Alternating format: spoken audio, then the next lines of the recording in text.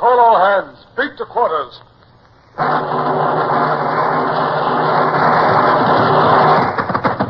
Unload the guns. Stand by the starboard battery. One broadside into it, if you please, Captain Bush.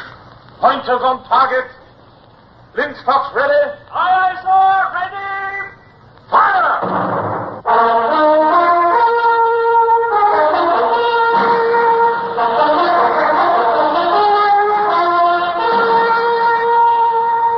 Presenting Michael Redgrave as C.S. Forrester's indomitable man of the sea, Horatio Hornblower.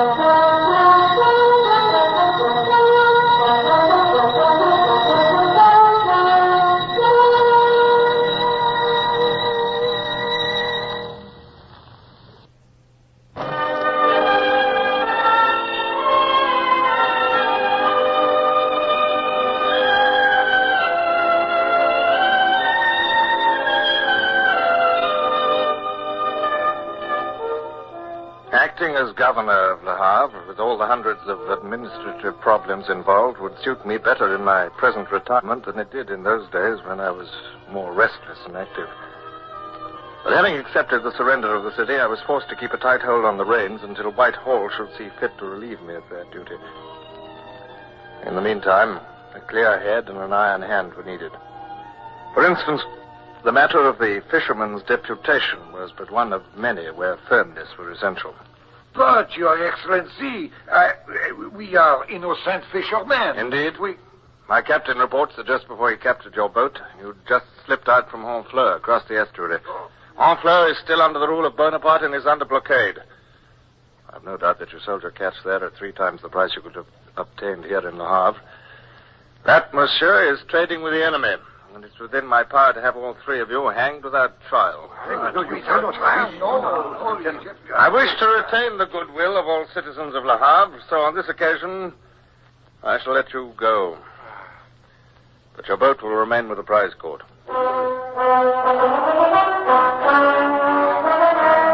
Now, Captain Howe, what was that about a prince? A note from the Foreign Office. They are sending the Duc d'Angoulême. Oh, are they? What am I supposed to do with him? Who is he, anyway? Eldest son of King Louis's brother. He married Marie-Thérèse, daughter of Louis XVI. Oh, yes, yes. He is the eventual heir of the Bourbon line. He must be about 40 now. As though I hadn't enough worries. Still, I suppose it might be useful to have a figurehead, and the royalists love a figurehead. When's he coming? He will arrive tomorrow, sir, if the wind is fair.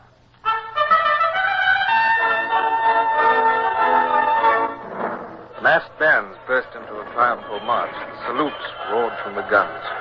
Seamen and soldiers prepared arms. And I stepped forward to receive His Royal Highness. Sir Horatio, I am Horatio. France, la belle France. Anything less beautiful than the waterfront of Le Havre in a freezing nor'easter I could not imagine, but it sounded well.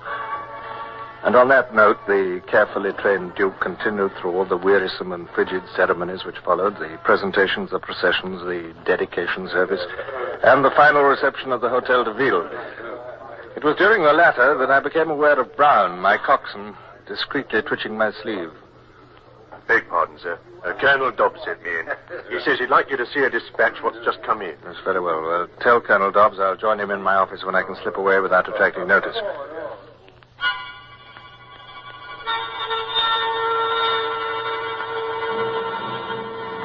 Ah, there you are, sir. Glad you managed to get away. I think the frogs are on their way out at last, sir. This message came through from Paris. Message from Paris? It was folded up in a button on the messenger's coat. He left Paris yesterday. Well, what does it say? This morning, siege artillery left the artillery park at Sablon by river, going downstream. It included the 107th Regiment. The guns were 24-pounders, and I believe there were 24 of them. 3 companies of sappers and a company of miners were attached. It is said that General Keogh will command. I do not know what other forces he will have. Bonaparte is still fighting desperately on 2 fronts, yet he still contrives to scrape a force to deal with us.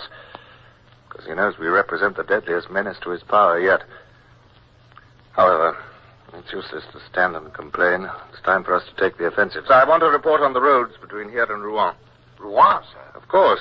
Don't you see? The Seine is the answer to this. By water, those heavy guns can be moved far more quickly than by road. The barges are being towed downstream night and day, and they must already be nearing Rouen. Brian, come here. Go and get Captain Bush away from the reception. Aye, aye, sir. Colonel Dobbs, send a messenger down to the squadron and give orders for the following to be assembled. Now, let me see. We shall require...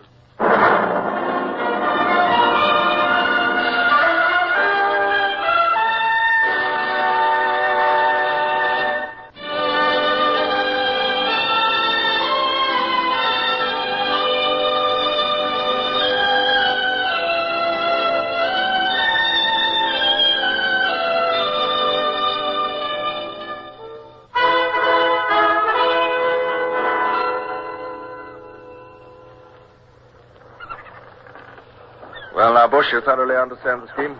I think it's quite clear, sir. If we can get our boats up the river quickly in the darkness, we'll only be able to supply the barges of Counterfeit. Well, the tide is in your favor tonight, and I'm banking on the fact that you're dealing with soldiers.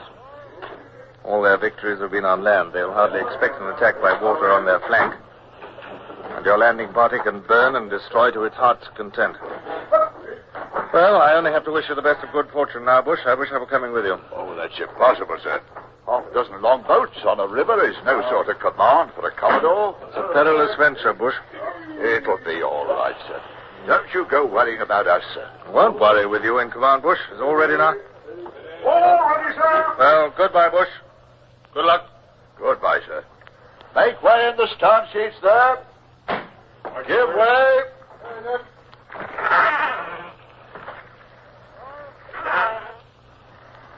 Goodbye, sir.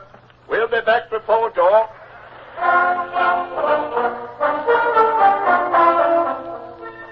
I prayed that Bush was right, but it was one thing to make comforting plans and quite another to watch men go off in the darkness to execute them. As I walked back through the darkness to the Hotel de Ville, I could not stifle a feeling of uneasiness, but I put it aside and looked forward to reading again for the 100th time the latest letter from Barbara, my wife. This and a pile of other papers kept my mind fully occupied, and the night was well advanced when Colonel Dobbs knocked at my door and entered. All the papers say that your capture of Le Havre is the beginning of the end for Bonaparte. What was that? I can feel the room shake, sir, and the candles jumped. It was an explosion. That could be at code, then. It would seem that Bush has been successful and has blown up the French powder barges. 100 tons of gunpowder, huh? That'll be a considerable explosion.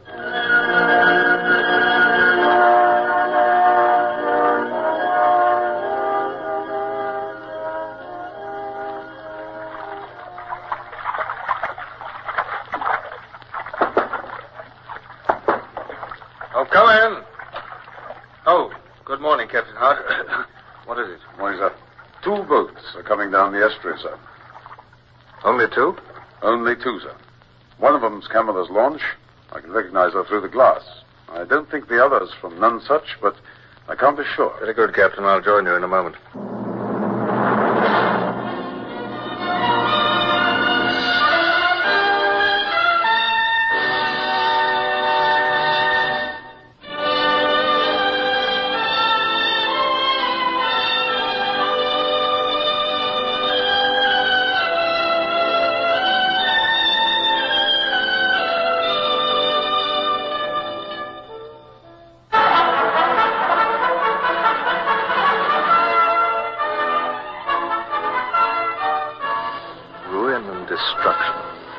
5 boats lost out of 7. And Bush, was he lost too? Though I knew that the destruction of the French siege train would be well worth the loss of the whole flotilla, I could not coldly balance the profit and loss if my old friend Bush were among the losses. One boat's coming into the quay, sir. Huh? I'll have the officer here in 15 minutes. Good. Mr. Livingston, sir. 3rd officer of the Camilla. Take a seat, Mr. Livingston. Make your report, please. Thank you, sir. We went up the river without incident, sir. We could see the lights of Caudebec before we were challenged from the bank.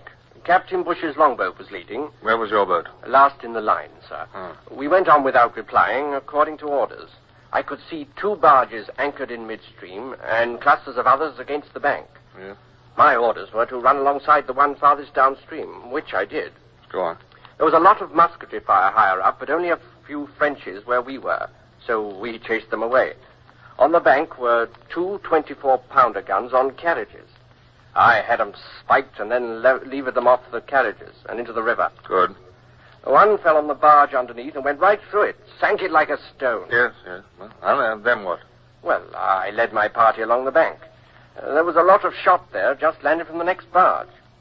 I left a party to scuttle the barge and roll the shot into the river and went on myself with about 15 men. Mm-hmm. The boat's crew of the Flame were there fighting, but the French ran away when we joined in. There were guns on shore and on barges. We spiked them all through the ones that were landed in the river and scuttled the barges. Ah. Well, excellent work. They'll be difficult to recover and put into commission. Yes, it must have been a fierce and bloody struggle in the dark on the riverbank. Oh, it was, sir. Just then we heard drums beating and a whole battalion of infantry came down on us. My orders were to retire if opposed in force, so we ran back to the boats, and the soldiers were firing at us from the bank when the explosion came. Yes, the explosion, what was that?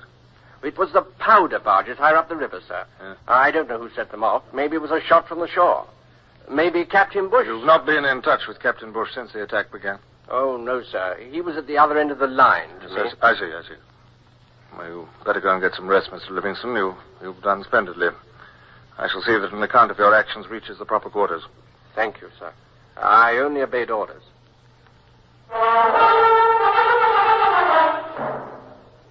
The operation had been brilliantly successful.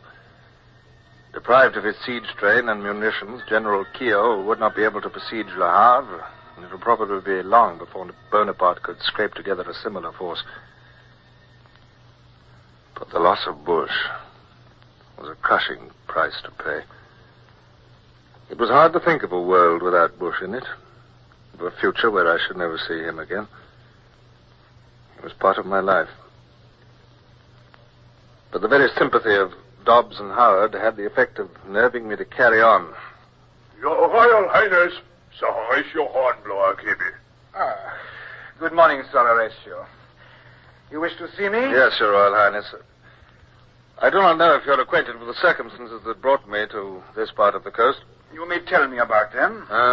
Well, there was a mutiny in one of our ships. I was sent to deal with it and succeeded in capturing the vessel and most of the mutineers. Excellent. Some 20 of them were tried and convicted and sentenced to death. I'm glad to hear it. I would be glad not to carry out those sentences, Your Royal Highness. Indeed? Well, it's impossible for me to pardon them without grave prejudice to discipline, but if Your Royal Highness were to intervene on their behalf, well, I could deny Your Royal Highness nothing. And why should I intervene, Sir Horatio? In the name of common humanity. Because 20 good men will be invaluable.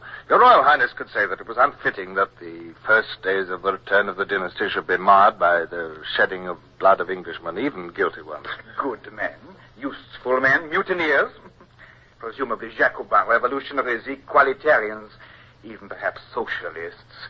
It would be a fine beginning to the Regency if my first public act should be to pardon a parcel of revolutionaries. I've never known the world to be offended by an act of mercy, Your Royal Highness. You have strange ideas of mercy, sir. It appears to me that this remarkable request of yours has some meaning other than its apparent one. Perhaps you are a liberal yourself, One of those dangerous men who consider themselves thinkers. Perhaps you think it would be a good stroke of policy for you to persuade me to brand myself as one who is willing to condone revolution. Sir, I protest.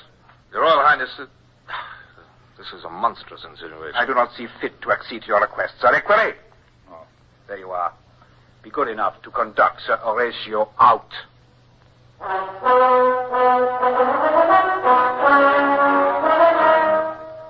As I strode with burning cheeks past the courtiers and sentries, I was almost blind with fury.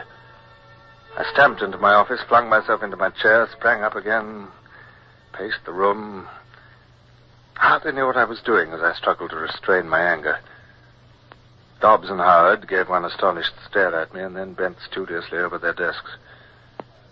But as my anger began to subside, a plan formed in my mind. I sat down again at my desk and addressed Captain Howard.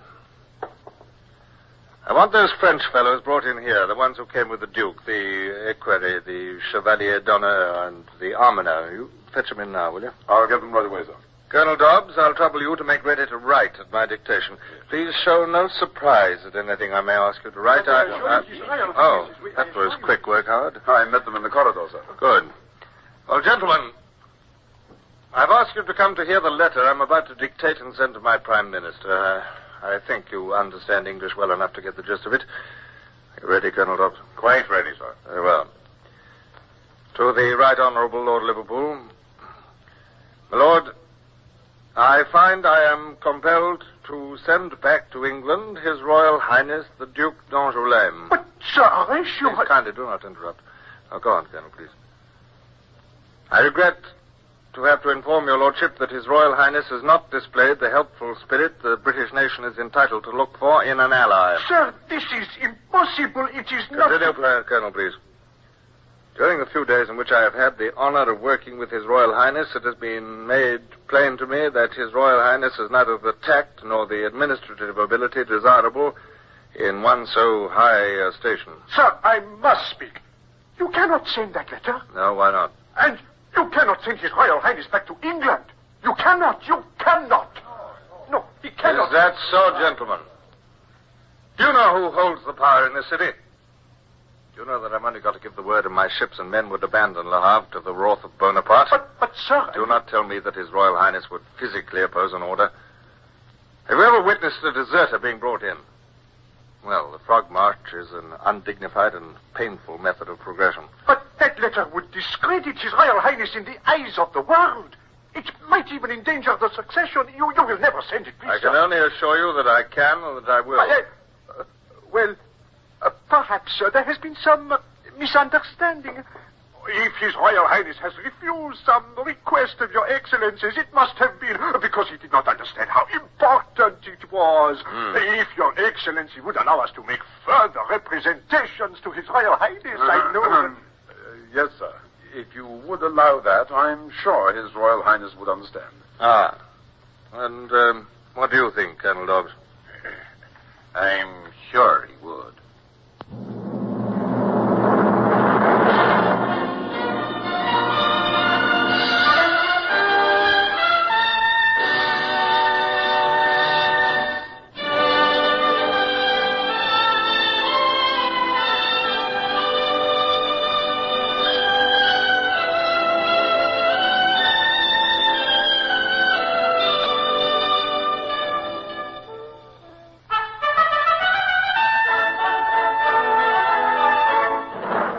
Dobbs and Howard were intelligent men.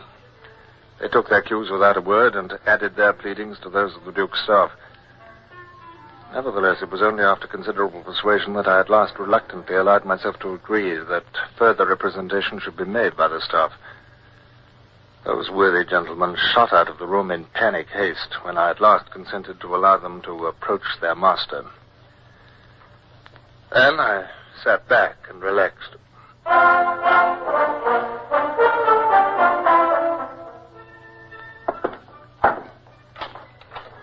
Begging your pardon, sir. What is it, But Brown? His Royal Highness would like to come and see you, sir, if Your Excellency could kindly spare a few minutes.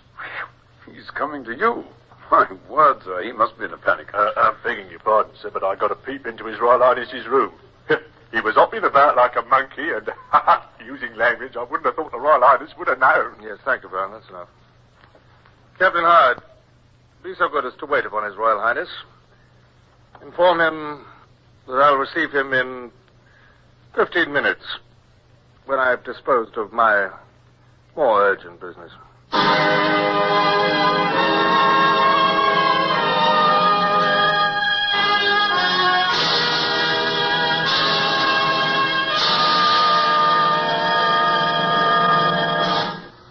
Horatio Hornblower, starring Michael Redgrave, is based on the novels by C.S. Forrester.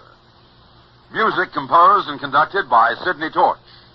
Produced by Harry Allen Towers.